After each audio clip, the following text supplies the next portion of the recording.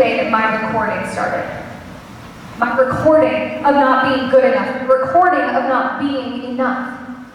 And Chester, I wish that I could stand up in front of you and be like, yo, don't even worry though, because that's the last time anybody spoke any kind of hatred into my life, but that would be a lie.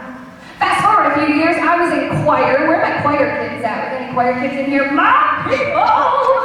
Yes, I was in choir. There was a concert, there was a solo, and your girl got it. And I was so excited, y'all. I was so pumped. We got to the night of the concert. I step off the risers to a microphone that probably has to be lower because I'm a foot and a half shorter than everybody else in my class. And I look out and I see my mom. And my dad's not there. And suddenly another recording comes screaming back. See, I was an only child.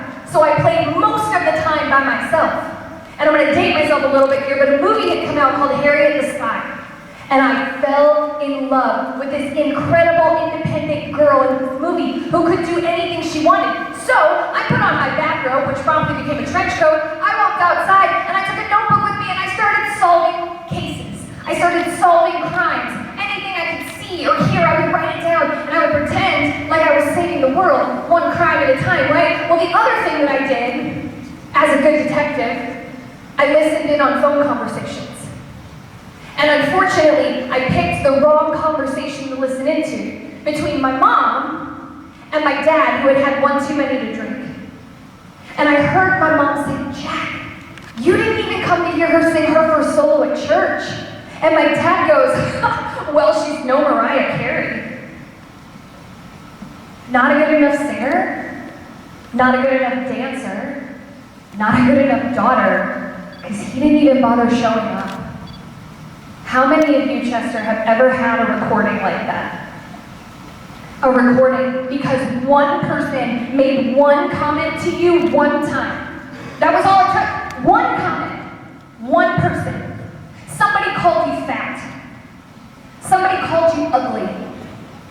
Someone called you a waste of space. Someone called you a disappointment. Someone made fun of the way that you walk. Someone made fun of something that you are so passionate about. And it stuck, right? Because see, somewhere, Chester, along the line, at some point, we started to believe the lie that everyone else knows better than we do.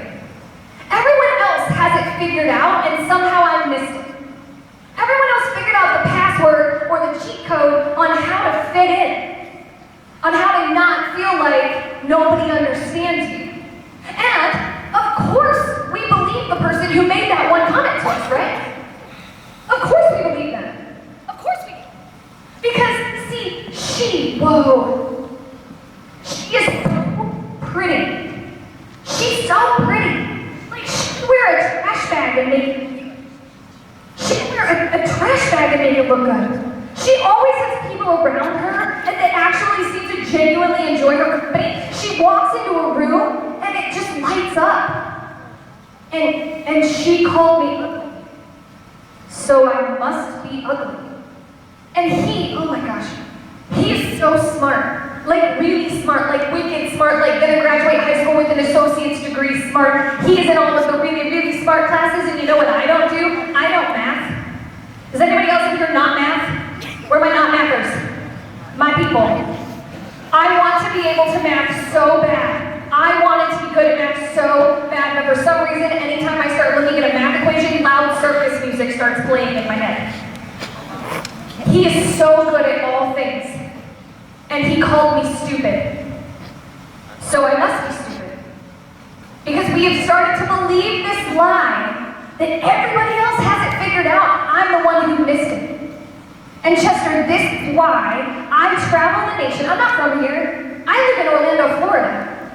This is why I travel the nation speaking to hundreds of thousands of teenagers every year to try to stop you all from continuing to listen to that lie that was given to you by one person making one comment.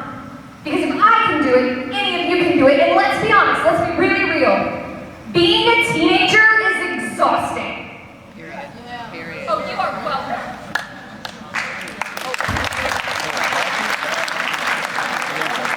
Being a teenager is exhausting.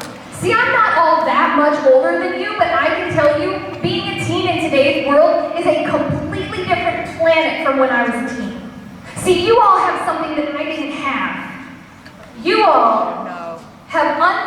instant knowledge in your back pocket. Instant information in your back pocket. How many of you have heard the musical Hamilton?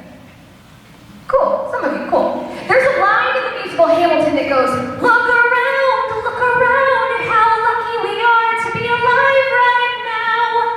Think about that. Think about that. Look around at how lucky we are to be alive right now. Let me break this down. In the span of about 4 minutes, okay, 4 minutes, I thought she just dropped the F. you can play a round of your favorite game, whatever that is. Right now for me, it's Candy Crush and Clash of Clans. Yeah! Oh, you got it. I'm at Town Hall 13, baby. Let's go. I've been playing a long time. You can play a round of your favorite game. You can send a text to your best friend. You can order food to be ready for you, or better yet, have it delivered to you. You can check the score of the football game, and then you can look up how to spell the word anti-disestablishmentarianism. What? Look around, Chester, at how lucky we are to be alive right now. It's amazing. But with great power comes great responsibility. And all of a sudden, you have this thing, really amazing thing in your back pocket that tends to get really loud when people start speaking behind it. And you know, it's always very interesting how people get really brave, all of a sudden very opinionated when they don't have to stand toe to toe with you and you look you